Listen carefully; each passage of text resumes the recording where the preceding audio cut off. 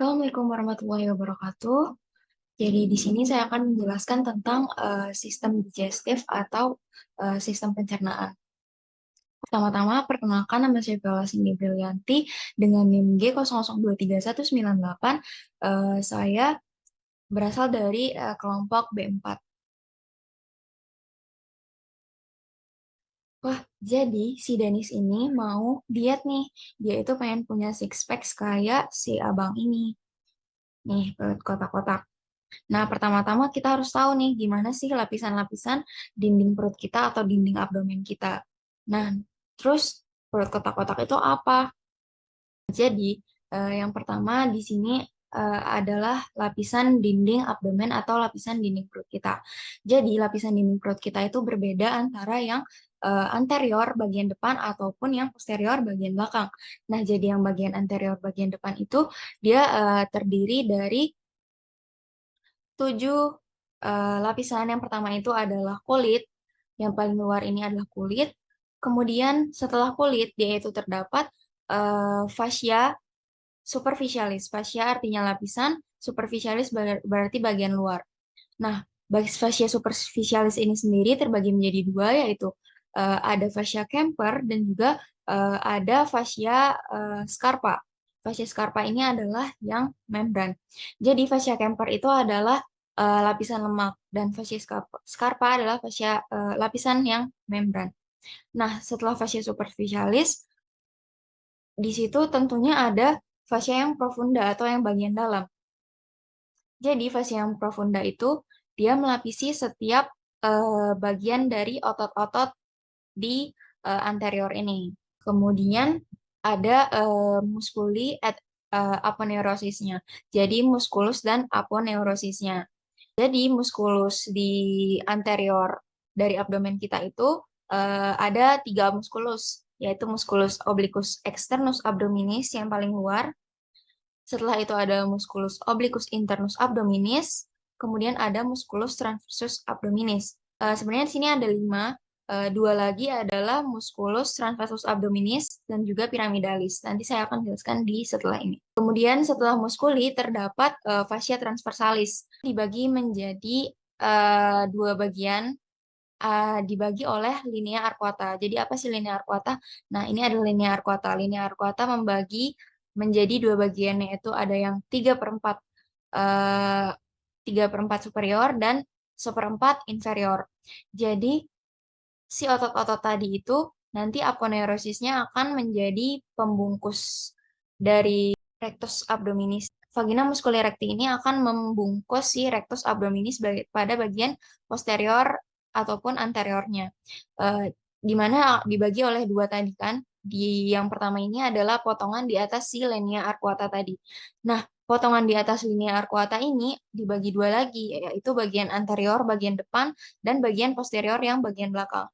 Nah, bagian anterior depan ini, dia itu terdiri dari aponeurosis dari musculus obliquus externus dan juga obliquus internus, dua ini. Nah, sedangkan yang bagian posteriornya, dia terdiri dari musculus obliquus internus dan juga transversus abdominis. Nah, kemudian apa sih bedanya sama yang bawah dari linea arcuata? Nah, ini adalah perbedaannya. Jadi, potongan di bawah linea arcuata itu di bagian anteriornya dia terdiri dari aponeurosisnya semua muskulus tadi, tiga-tiganya, yaitu obliquus externus, obliquus internus, dan juga musculus transversus abdominis. Nah, sedangkan di bagian posteriornya dia tidak dibungkus oleh vagina musculi recti, di mana di situ dia langsung bersentuhan langsung, kontak langsung dengan si fascia transversalis. Ini fascia transversalis. Nah, itu adalah perbedaan dari potongan di atas dan juga di bawah linea arcuata. Ini adalah sama saja gambaran dari tadi, cuman ini lebih melihatkan bagaimana lapisan-lapisan dari otot perut kita. Di mana ini adalah yang paling luar. Yang pertama ini adalah fascia, ada kulit, kemudian ada fascia-fascia, kemudian ini adalah obliquus externus abdominis, yang kedua ini obliquus internus abdominis, kemudian ini adalah obliquus transversus abdominis. Kemudian ini adalah fascia transversalis, kemudian ada fascia extraperitonealis. Nah, fascia extraperitonealis ini dibagi menjadi dua lagi, yaitu ada yang preperitoneal dan retroperitoneal. Preperitoneal ini adalah dia cenderung terletak di bagian anterior dari abdomen kita, ini bagian depan. Sedangkan retro terletak di bagian belakang dari abdomen kita. Fascia transversalis ini adalah terusan dari fascia profunda tadi atau fascia profundus. Dan terakhir peritoneum parietal. Kemudian ada lapisan dinding abdomen kita yang bagian posterior. Nah, dinding abdomen kita bagian posterior itu dia eh, mirip, tapi ada beberapa bagian yang berbeda, di mana di posterior ini dia tidak memiliki fascia profunda dan juga fascia transversalis. Jadi dia hanya memiliki kulit, kemudian ada fascia superficial, kemudian ada muskul, kemudian ada fascia extraperitoneal, dan juga ada peritoneum parietal. Kemudian otot-otot di posterior ini itu agak berbeda dari otot yang ada pada yang bagian anterior. Jadi di posterior ini bagian muskulusnya itu dia agak beda dari yang anterior tadi. Nah, di mana di posterior ini muskulusnya dibagi 4 lapisan lagi. Yang lapisan pertama itu adalah musculus latissimus dorsi. Kemudian lapisan kedua itu adalah ada obliquus externus, erector spinae, longissimus dorsi, serratus posterior. Ini serratus anterior dan nanti akan ada serratus posterior. Kemudian lapisan ketiga itu terdiri dari musculus multifidus, musculus interspinalis, dan juga obliquus internus. Setelah itu, lapisan terakhir adalah ada quadratus lumborum, kemudian ada iliopsoas atau musculus iliaca dan psoas, kemudian ada si transversus abdominis ini. Kemudian sistem-sistem otot di abdomen kita apa saja? Nah, yang tadi sudah dijelaskan, kalau di bagian anterior, otot kita itu terdiri dari 5 lapis, yaitu yang pertama ada musculus obliquus externus, nah musculus obliquus externus, kemudian ini yang paling luar, kemudian bagian dalamnya adalah musculus obliquus internus, setelah itu bakal ada si transversus abdominis, di sini tidak terlihat, jadi musculus transversus abdominis itu yang ini, musculus transversus abdominis. Kemudian akan ada musculus rectus abdominis. Nah, ini adalah rectus abdominis yang akan membentuk six packs kita atau kotak-kotak seperti yang diinginkan oleh Dennis. Nah, di situ dia terdapat di sini terdapat linea alba dan ini adalah umbilicus dan di antara rectus abdominis ini dipisahkan oleh intersection tendinosus.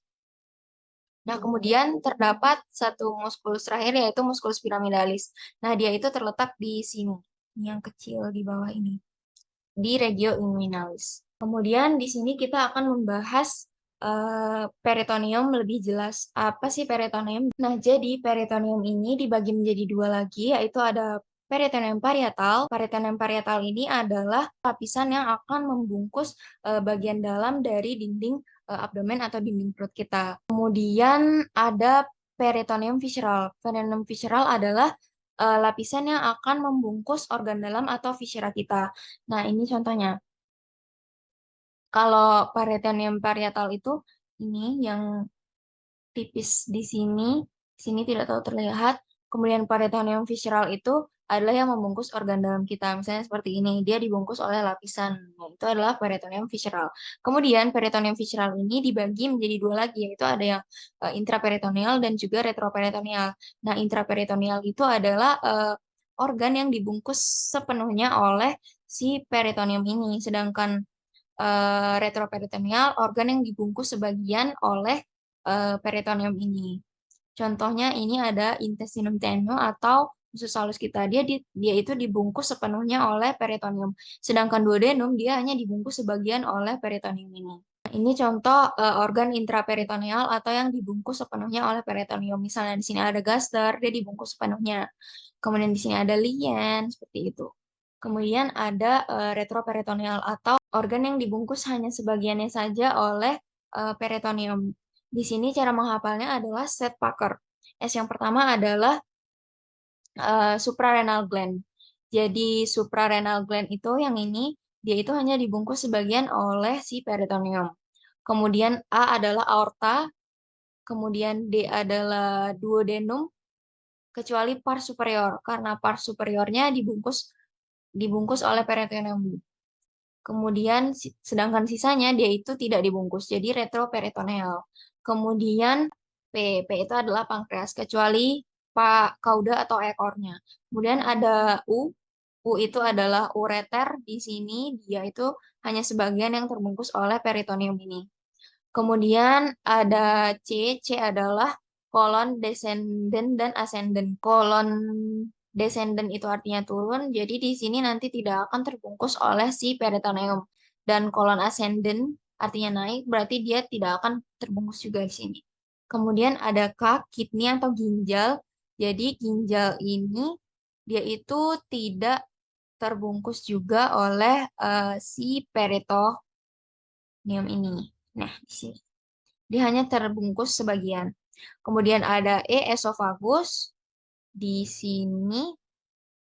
Kemudian ada R, rectum. Kemudian di sini ada duplikator peritoneum. Apa sih duplikator peritoneum? Jadi duplikator peritoneum ini adalah lapisan yang akan menggantung atau menempelkan organ-organ kita itu ke dinding abdomen sehingga dia kalau kita berdiri organ kita itu tidak jatuh. Kalau tidak ada duplikator peritoneum ini, maka organ-organ kita tidak ada yang menggantungnya menuju ke dinding abdomen kita. Duplikator peritoneum ini dia itu terdiri dari 3. Yang pertama ada mesenterium. Jadi mesenterium ini itu terbagi lagi menjadi misalnya yang menggantung, ini adalah mesenterium. Misalnya yang menggantung kolon, dia itu namanya mesokolon. Kemudian kalau dia menggantung appendix, namanya mesoappendix. Kemudian, kecuali yang menggantung intestinum tenum kita atau usus halus kita, dia itu namanya tetap mesenterium. Nah, inilah yang akan melekatkan antara organ kita dengan dinding abdomen. Kemudian yang kedua, yaitu ada omentum. Omentum itu terbagi menjadi 2 lagi, ada omentum maius dan omentum minus. Nah, di sini adalah omentum maius. Omentum maius ini dia akan eh, terlihat seperti tirai dan akan melekatkan ke dinding abdomen kita. Nah, dia itu akan melekat pada kurvatura mayor dari si gaster. Nah, di sini itu terdapat 4 ligamen yang menyusun si omentum maius ini. Yang pertama itu ada ligamentum gastrocolica, berarti dia menghubungkan antara gaster dengan kolon. Di sini ada kolon transversum. Kemudian ada gastrofrenica, berarti dia menghubungkan antara gaster dengan fren atau diafragma kita. Kemudian ada gastrosplenica, berarti dia menghubungkan antara gaster dengan spleen atau lien kita. Kemudian nanti ada splenorenalis, berarti dia menghubungkan antara lien dengan ren kita, ginjal.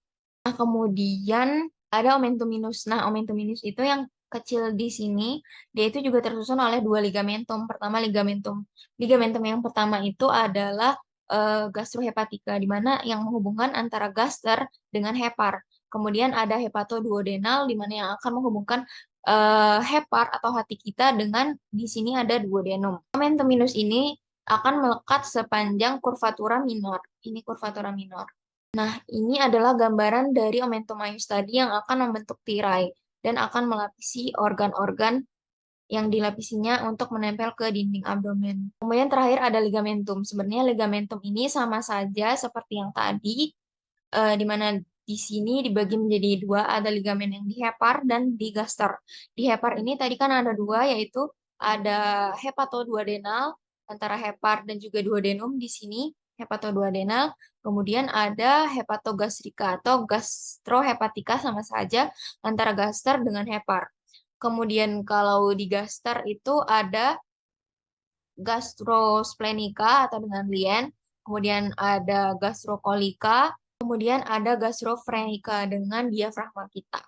Di sini ada namanya foramen epiploica winslowi atau foramen omentalis sama saja. Jadi tadi kan sudah disebutkan kalau peritoneum itu ada yang parietal dan visceral. Nah, parietal dan visceral itu dia akan membentuk sebuah cavum peritoneum. Cavum peritoneum itu tapi saat dewasa si cavum peritoneum itu akan terbagi menjadi dua, yaitu cavum peritonei mayor dan cavum peritonei minor. Cavum peritonei minor itu yang biru ini yang kecil, dan cavum peritonei mayor yang besar ini akan dipisahkan oleh sebuah lubang di sini, namanya itu foramen epiploica winslowi atau foramen aumentalis. Kita kan sering tahu bahwa ada orang yang sering sakit saat buang air besar. Itu hemoroid, wasir, atau ambeien. Jadi semua ini sama. Hemoroid, wasir, ambeien ini sama, dia adalah nama lainnya. Kemudian kita akan membahas bagaimana sih terjadi di mana sih hemoroid atau wasir atau ambeien ini. Jadi hemoroid itu atau ambeien itu terjadi pada rektum. Jadi di sini pertama kita harus membedakan mana rektum dan mana yang kanalis analis atau anus. Jadi rektum itu ini, ini adalah rektum. Kemudian yang bagian bawah sini adalah kanalis analis atau anus kita. Pertama, di sisi luarnya si rektum ini akan membentuk huruf S seperti ini. S, dia itu dibentuk S itu oleh flexura sacralis dengan flexura perinealis ini. Kemudian di situ akan ada flexura anorektal. Nah, flexura anorektal itu dia fungsinya untuk menjaga kontinensi dari tinja melalui tonus otot di puborektalis. Kemudian di bagian dalamnya itu terdapat tunika mukosa. Nah, tunika mukosa itu terdapat lipatan-lipatan atau plika. Namanya plika transversal recti yang ini. Nah, plika transversal recti ini akan berdilatasi membentuk ampula recti. Ini adalah ampula recti. Jadi ampula recti itu dia itu memiliki kemampuan untuk berelaksasi. Jadi dia itu fungsinya untuk menerima dan menahan akumulasi dari tinja, dari massa tinja yang akan dikeluarkan saat buang air besar. Terdapat zona transisi antara dari rektum ke analis-kanalis. Dia itu adalah anorectal junction. Anorectal junction ini dicirikan dengan adanya plika atau lipatan-lipatan longitudinal, berarti yang memanjang yang ini. Ini adalah plika transversalis yang ada di rektum, dan di zona transisinya terdapat plika longitudinal. Kanalis analis atau anus terdapat 3 segmen. Segmen yang pertama itu adalah zona kolumnaris. Zona kolumnaris ini. Zona kolumnaris ini adalah lipatan longitudinal atau yang memanjang. Kemudian di sini ada pekten analis. Pekten analis itu ditandai dengan adanya linea pektinea. Nah, kemudian ada zona kutanea. Nah, zona kutanea itu terdapat linea anokutanea. Nah, kemudian eh, yang terakhir ada zona hemoroidales. Zona hemoroidales ini biasanya, nah di situ yang sering terjadi hemoroid atau ambeien. Jadi hemoroid itu dibagi menjadi dua lagi, yaitu ada yang internal dan juga eksternal. Kalau internal dia terjadi di atas si linea pectinea, berarti di sini. Kemudian kalau di bawah linea pectinea, nah itu yang eksternal. Kemudian di kanalis analis ini ada otot yang berfungsi saat kita buang air besar, di mana di sini terdapat 4 otot. Yang pertama itu adalah musculus sphincter ani externus. Ini ada yang pars profunda, superficial, dan subkutan. Kemudian ada ani internus, musculus sphincter ani internus di sini yang lebih dalam. Kemudian setelah itu ada musculus puborectalis di sini.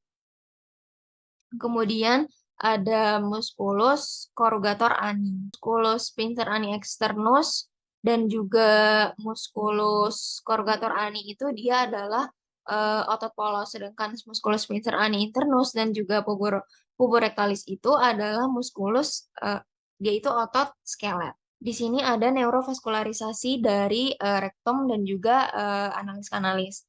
Nah, yang bagian superiornya itu akan divaskularisasi oleh dari arteri mesentrika inferior.